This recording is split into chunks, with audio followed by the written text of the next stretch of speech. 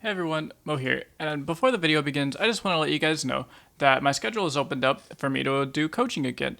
So if you're interested in private one-on-one coaching for me to help you, whether you're a newer player and you want to excel at the game very quickly and learn the fundamentals without developing any bad habits early, or if you're an experienced player who's already maybe platinum or diamond in your top 1%, but you need some help filling in the gap to get you to that 0.01%, to make you just some of the best, then hit me up on Discord and I can get you in some private one-on-one coaching lessons to help you polish up any skills you want to refine and help you learn all of the secrets to becoming a top player.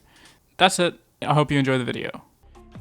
What's up YouTube, Mo here, and I'm bringing you guys another deck guide for dummies, and on this deck guide, we're going to be going over Jayce Heimer. So Jace is the most recent champion released in Legends of Runeterra. He came with his own little mini expansion to celebrate the release of Arcane and go along with the whole Arcane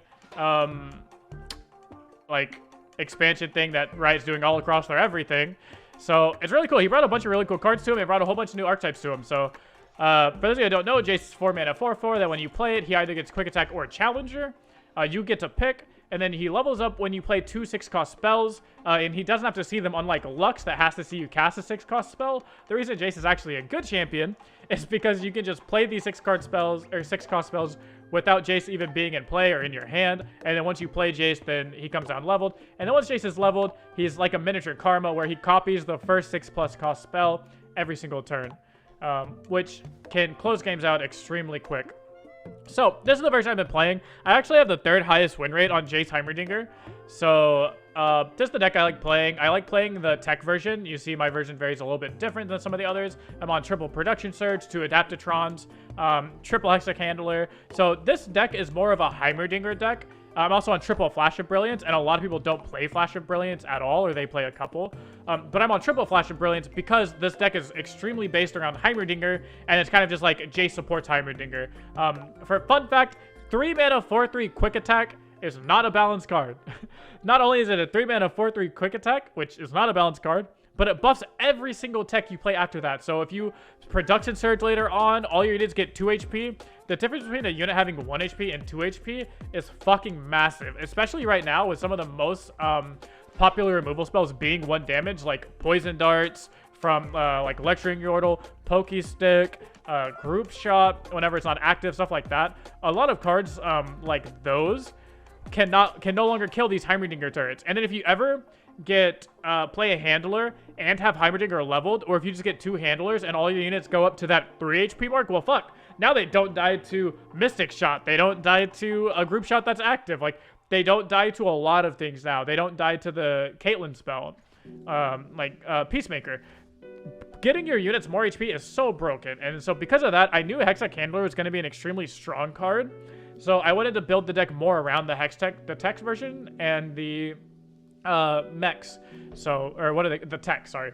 I wanted to build it more around that. So this is my version. Nothing super crazy other than, like I said, I kind of went all in on the tech and handler version. I know one thing I'll touch on quickly is I play Bandle City PNZ. I know a lot of people started playing Demacia PNZ with either Lux Jace or Jayce Heimer, but just with Demacia. And I'm not a fan of that because Minimorph lets you just single-handedly win the mirror match, because the mirror match is very much take control of the board and then just don't ever fall behind on board and win the game with your late game Jace or just with your board presence and your late game techs. What Minimorph does is it allows you to get a tiny bit behind, or if your opponent has a champion and you don't, you immediately even the playing field by saying, oh, you have a Heimerdinger? Not anymore. Oh, you have a Jace? Not anymore. It's also really nice into the Plunder matchups that are running around. Plunder's the most played deck in the meta right now. So being able to transform a Dreadway or a Sejuani or a Gangplank against Draven Scion, be able to transform a Scion. Minimorph is just extremely versatile in this meta right now, where everyone is just trying to get greedier and greedier. Minimorph is the end-all, like, win con begone against all of these super greedy decks like Lee Sin, Plunder, Scion Draven, the mirror match. So that's why I prefer the Bandle City version over anything. So that's it for the card overview and the general deck overview. Before we get into the games, I have a couple games here for you guys, and I'll be going over my thought process behind every play so you understand why I'm making the play, so you can learn along while I explain the game out to you. But before we get into the games, I want to remind you guys that 60% of the people that watch my videos aren't actually subscribed to me. So if you guys could do me a huge favor and click the subscribe button, comment down below, it helps me out a lot with the YouTube algorithm, and it makes me a happy guy. So that's it for the intro. Let's get into the games. Alright. Alright, so we're against Fizz Vi. I'm assuming this is like a Shellfolk style deck, so what we're going to do is you just need to apply pressure to beat these Shellfolk decks. So that's what we're going to do. We're going to try and become the aggressor here. Hextech Handler is really good at becoming the aggressor when you do have something like Production Surge. So here we should be able to just go pass, pass. Double Hextech Handler is absolutely nuts.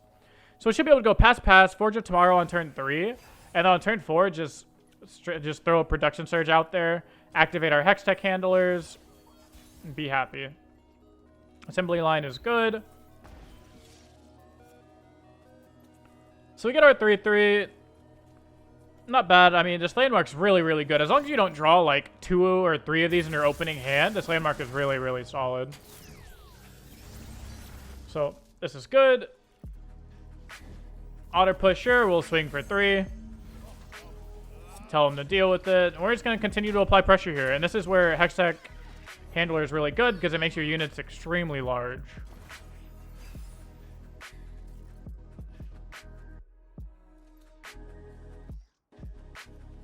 So we're actually going to start open with an assembly line because this will activate the landmark. And this way we can we can Production Surge after Hextech Handlers. I like playing my Hextech Handlers before I play my mechs or techs. I'm always going to call them mechs, so just if I say mech, you know what I'm talking about. I like playing them before I play my techs, so that way they come down with 2 HP, and the opponent never has a chance to try and kill them for that 1 HP mark. So here, we're going to Hextech Handler, make them big. And then we're just going to full send here, just apply a bunch of pressure. So here's the Pokey Stick. So that's something that we'd be able to avoid on our unit. So for instance, we get like a 6-1 elusive. If we play the handler beforehand, we get better stuff here. So I'll take Sump Fumes. We're never actually going to add a card to our hand. So Peacemaker's probably is going to be better. Because at least then we can activate the Flashbangs. Or the Flash Traps or whatever they're called. And those could potentially kill off like an Autopus or something like that. So that's fine. We can just full send here. They have to block up. Let's see, is it going to be a Mystic or a Sump Fumes? Okay. So here I'm down to Pilt over this Fizz because the odds of them having a second 1-mana burst spell is really low. So they'd have to have exactly Poro Cannon or second... what is this thing called? Second Trinket Trade. So they have the Poro Cannon. Is what it is. We don't care because Fizz is already dying. So if that's how they want to use the Poro Cannon, works for me, right? Because Fizz is already dead. So I'm completely okay. If you're ever going to target a Fizz, you have to know that... there's a chance that your spell just straight up doesn't go through, and you have to be okay with that. So there's assembly line number 2. That could be really good because it levels our Jace. I actually don't even hate that. I think I'm going to go for that because it's just going to straight up level our Jace, and this gives our Jace a lot of time to kind of close out the game. So our opponent will basically just have like 1 extra turn before he just loses, right? So they play elusive. Yep. So right here, they're going to try and play... the 7-mana spell. I don't remember the name of it.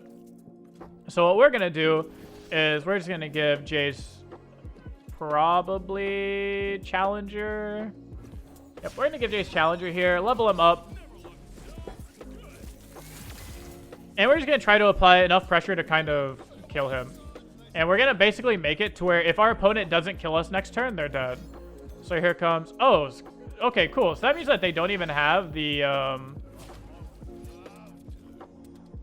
They don't even have the 3-mana spell, which is super nice. Or the 10-mana spell. I don't remember the name of it. Oh, Glorious Evolution.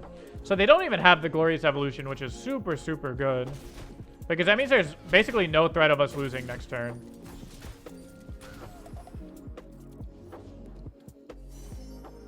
There's no threat of us losing. We get to play Shock Blast and have it doubled, so he goes to 1 HP. So if we draw a Mystic Shot or anything like that, we just kind of have lethal.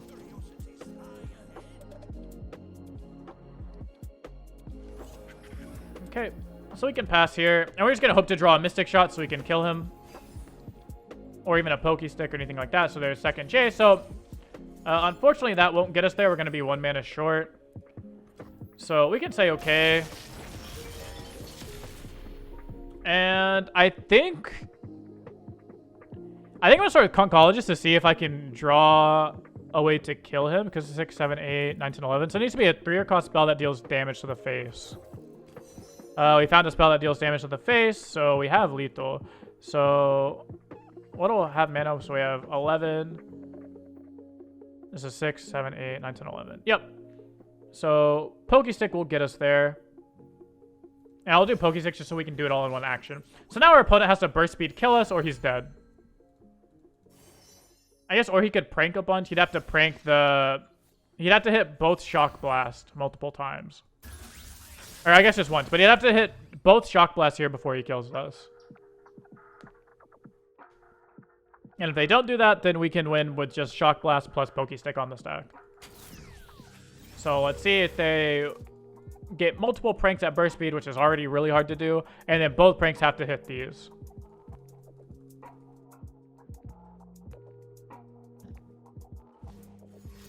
Okay, so there's Pokey Stick on Jace. We say okay, so Jace isn't dying, and that's all that mattered was that Jace didn't die. So now we have lethal. Because this Shock Blast will copy, it'll deal 6 to the face, and we can Pokey Stick. So the main key when you're playing against these slower decks like the Glorious Evolution combo, the Field Rush decks, the like Thralls decks, these kind of slower combo style decks, is you really want to make sure you can apply a lot of pressure early. You want to make sure you can apply a lot of pressure early with these 3/3s and some of your techs. Like right here, I didn't get a chance to show off the double tech handler, but if we were able to get those, both techs off and the production surge, like those cards alone could have single-handedly carried this game. But yeah, so there you go. That's how you play against like a slower combo style deck with this. You just want to be able to apply pressure. So that's cool. Let's get another game in here. Cool, Thralls. Alright, so another slow combo style deck in Thralls, and we have a really good hand to beat it with. Part of me wants to keep Thermogen so I could kill Lissandra, but also this hand just is not that good. Ideally, when you have Heimer, you want Flash of Brilliances. Okay, so the world decided we needed Thermogen, so that's okay. We can slam down Adaptatron, this is fine. Yeah, we can start getting our little chip damage in. And with those of you that don't know what Adaptatron does, it's whenever you summon a tech, we share keywords. So I can play a tech. If it has a keyword or something, it'll give it to the Adaptatron. And then any tech I summon after that will gain the keywords from the Adaptatron. So I'm expecting a Lissandra here. No Lissandra is really big for us. So we can just continue to apply pressure. And that's all our game plan is right now. Is just apply pressure. So timing and bottle, that's fine. So something cool about the curves with this deck is typically you want to go like pass on turn 1, pass on turn 2, and then either play a 6-mana spell on turn 3 or play your Forge of Tomorrow on turn 3 and then play a 6-mana spell on turn 4.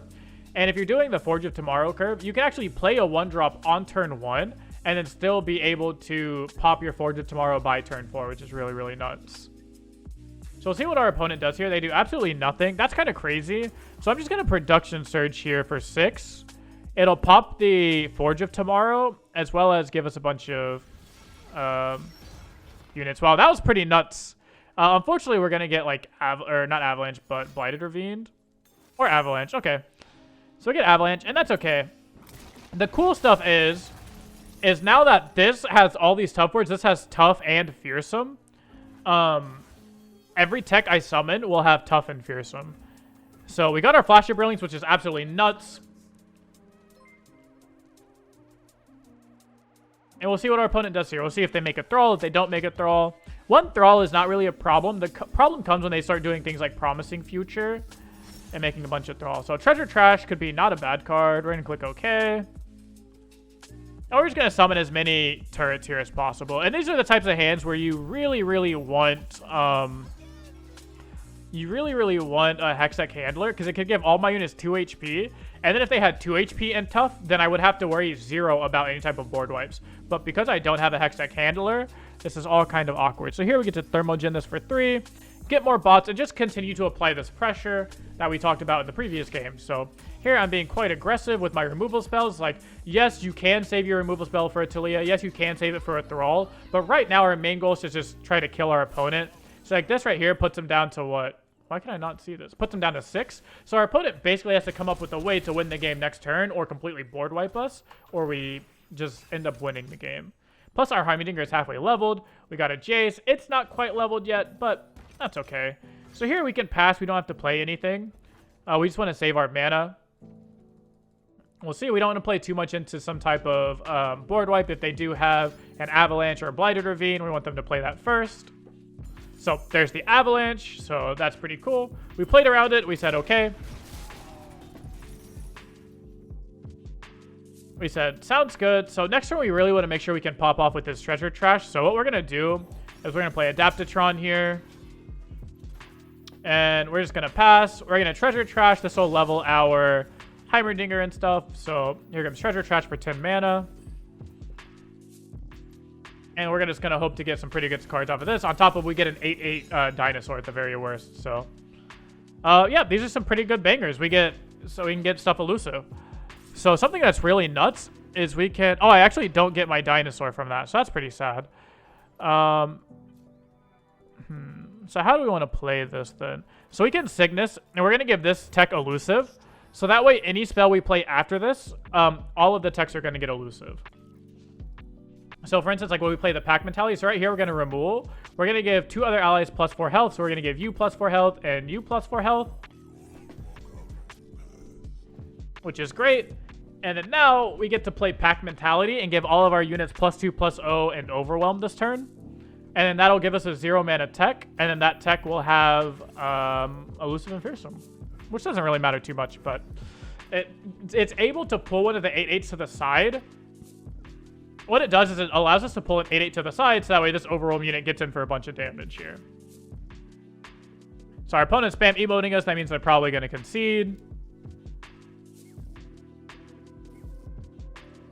And there's the concession. So again, we beat this the same way we beat the last deck, the Shellfolk deck, by playing just aggressively, using our removal spells proactively, pretty aggressively there, even to remove a 3/3, just so that way we could apply enough pressure to have one big turn. The turn before we were going to lose was the turn all we needed to be able to win. So both this game and the Shellfolk game, if you notice, the turn before, like we were going to lose on the next turn, or there was a very good chance we died on the next turn.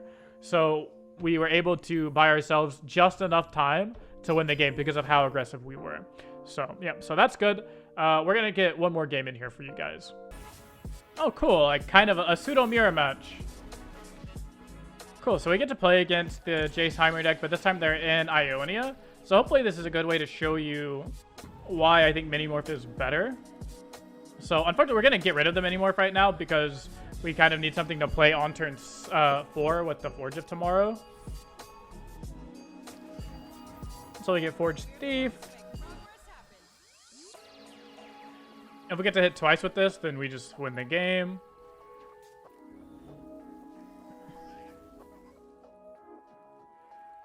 And yeah, the goal in the mirror match is to just keep board pressure, or not board pressure, sorry, keep board advantage. So your biggest goal in the mirror match is to make sure you're ahead on tempo, so you're ahead on board. Because you just want to have more units than your opponent. If you ever fall behind, even because both decks just want to generate a bunch of 3/3s or a bunch of turrets. And so if you get ahead or behind on that, then it becomes really hard to actually win the game. So we're going to Concologist here. The reason I'm going to... Group shot seems pretty good. The reason I'm going to play the Concologist, even though it messes up our Forge of Tomorrow curve, is because I'm actually going to swing with Forge Thief, and I should have enough mana for everything. So we're going to Forge of Tomorrow. And here, see here, we're ahead on board. So we're just going to full swing. And the 2/1 here is going to connect, and that'll give us the second mana we need. So So now next turn, we're still going to be able to cast our 6-mana spell, which we don't actually have one, but if we were to draw a 6-mana spell, we'd be able to cast it.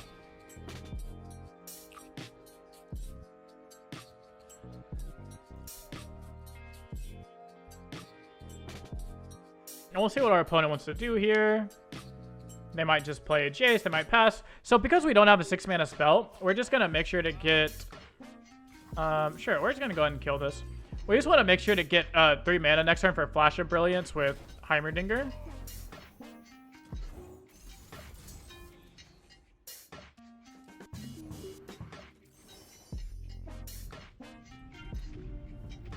Yep, and that's okay. And we don't really care about that because we're still ahead a little bit in board, and we're going to be able to play like Heimerdinger, Flash of Brilliance, and then hopefully we can draw another spell to play with it, like a second Flash or something. So we get the Heimerdinger here. Worst case scenario, they try and kill ours, but we can Flash. We get Poppy's Verdict. Not the best 6-cost spell, but hey, is a 6-cost spell, so we take those. We do get a Fearsome 3-1, and our 1-3 now becomes Fearsome, so they're not able to kill that, which feels good. So they Mystic Shot our 3-1. That's fine. We're using a lot of their mana, so they're hopefully not able to cast a 6-mana spell anytime soon. You swing like this, just keeping up pressure here. Keeping up pressure, keeping the board advantage. So we're more than likely just going to cast Progress Day as our 6+ mana spell. So Production Charge is really, really good card for them. We're going to say okay. Pretty good. He actually had not bad hits also, so... pretty good stuff overall. This Heimer is going to level with that 7-mana thing. 7-mana turret. So the question is, do we want to play Concologist or just Progress Day? I kind of like just playing Progress Day, getting our tech, seeing if we can get any more cheap units. We got a nice little 1-mana Concologist, so that's nice. Unfortunately, it made our Shock Blast cost 5, which means they're not going to actually level Jace, which is both funny and unfortunate at the same time. And we get to play Concologist here to get a spell. Hopefully it's a good one. A nice cheap spell. Ambush is actually pretty nuts, I think. 8, 9, 10. We actually can win the game with Ambush, which is really funny.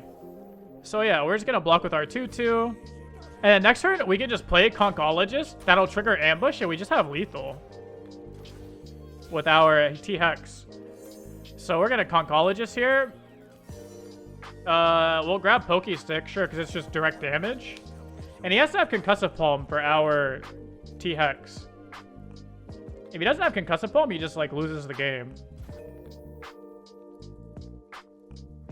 Alright, so we're just going to go in here, ambush, hit him for 10. Say okay. Hope they don't have Concussive Palm or Will of Ionia. I think most of the time the Ionia in this deck is only for denies, but it looks like they did have the Will, so we're just going to say okay. Unfortunate, but does happen. So here we get to play turret, level up our Heimerdinger. And the big thing here is we have a Hextech Handler, which Hextech Handler is really, really good at trading turrets.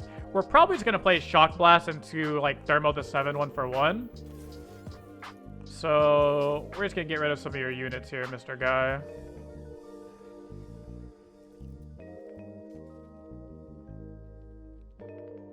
Because 5-1 is quick attack. Yep, so we're just going to kill some stuff here. We're going to kill these Overwhelm units here. Force them into playing more spells. We went for a cheesy win. They ended up stopping it. If they wouldn't have stopped it, we would have had lethal. So it's always nice to be able to adapt. And whenever you're picking spells, pick spells on the account that you will be able to adapt. So here we're going to pass. We don't have to actually Thermo for 1. We do still need to level up Jace. Minimorph is amazing because that'll stop the Heimerdinger. They could also stop Jace here if they try to go Jace into their own 6-mana spell.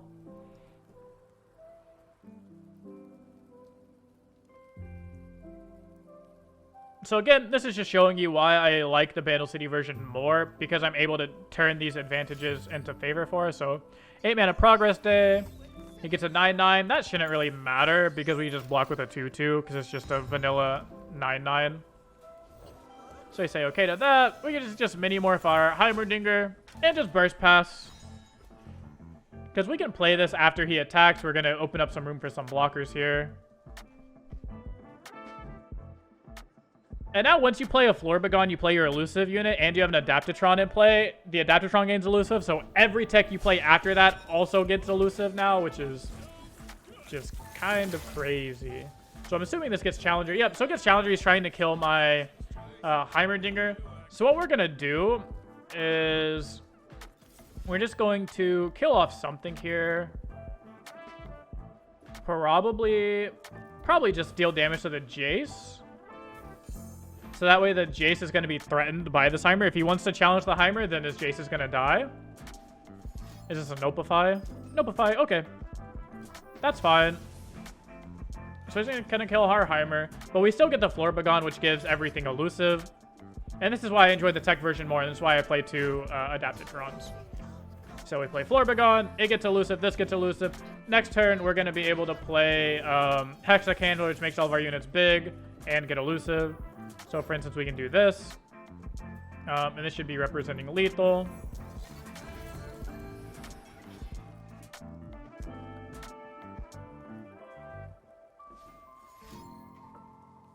What is this? Even J-Spell here isn't good enough because all our units have tech. Oh, it copies, that's right. It copies. So what we should have done there was definitely put Jace on top of the deck first.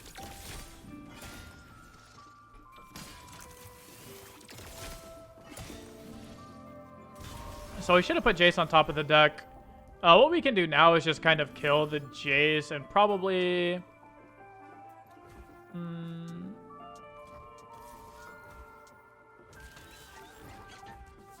we can kill the Jace in the 7-1 probably is best. But let's attack with our Fearsome unit first. And our Quick Attack unit. Because if he blocks with a 9-9, that's pretty silly because the 9-9 dies like a Mystic Shot. So yeah, he should block with not the 9-9. And that's good. And now we really want to... what we're waiting for is for him to tap under either Deny Mana or Mana to stop Jace from coming down. But he doesn't tap under either of those, so we're just going to have to go for this. Hope for no Deny and no second Jace. Right here, Discipline of Fortitude. Okay. Not that big of a deal. Because we wipe the board. They are going to get the Acceleration Gate here, but it shouldn't be that big of a deal. Because we're going to get good blockers off of Assembly Line. And then worst case scenario, if something does get super scary, like Scout Elusive or something, then we get to pop. We can just pop his Verdict, whatever it is.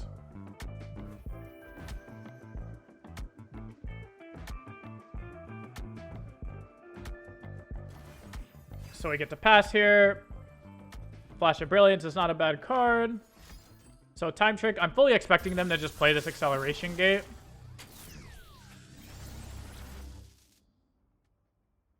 I don't know if he's going to get greedy and play more units or not, but Flash of Brilliance is good. That's really good for us because that lets us put a Jace on top of his deck. And now if he wants to go Jace Acceleration Gate, it takes up his entire turn and he can't do anything more than that. And now he doesn't get the Acceleration Gate doubled, which is really, really big. I think that's okay. We can click Pass because I don't want him to be able to Thermogen our Jace. If he does have Thermogenic Beam or something, we want him to use it on one of these bots. So Production Surge, yep, that's fine. Totally fine. You get to play Jace. We'll give him Quick Attack, so that way he just gets bonus keywords.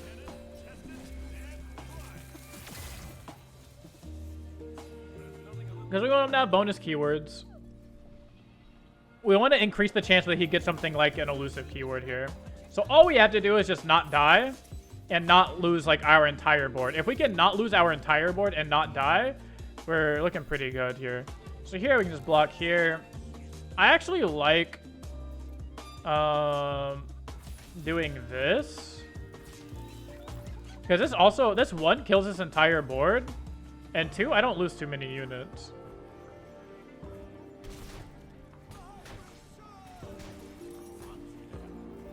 Alright, and we'll just get to open Acceleration Gate here.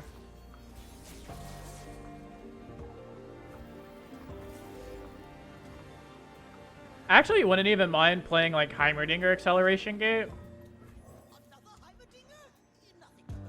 Cool. So now if he doesn't kill Jace right now or bounce it to my hand, then I get a copy of Acceleration Gate, and we're chilling. Even if he has Shock Blast and kills both of my units, Dragon's Rage. Okay. Sure. So that's fine, because that's not an elusive unit, so we just do Acceleration Gate here. We get an elusive unit, plus this elusive unit gets a random keyword. And we're chilling. So this has Overwhelm now. This has Fury, which is pretty irrelevant. And we have an 8-3 elusive unit thanks to the Hextech Handler and Heimerdinger. And this is why Hextech Handler is such a good card, because it makes your units out of things like Mystic Shot range. I don't think we need to attack with this. Yeah, we're just going to attack like this. We can attack with this unit because that's Overwhelm. So now with Mystic, you can kill one of two things. You either kill my 6-1 or you kill my 9-1, and you're dead either way, because this unit has Overwhelm. So we have exact lethal through even this T-Hex block.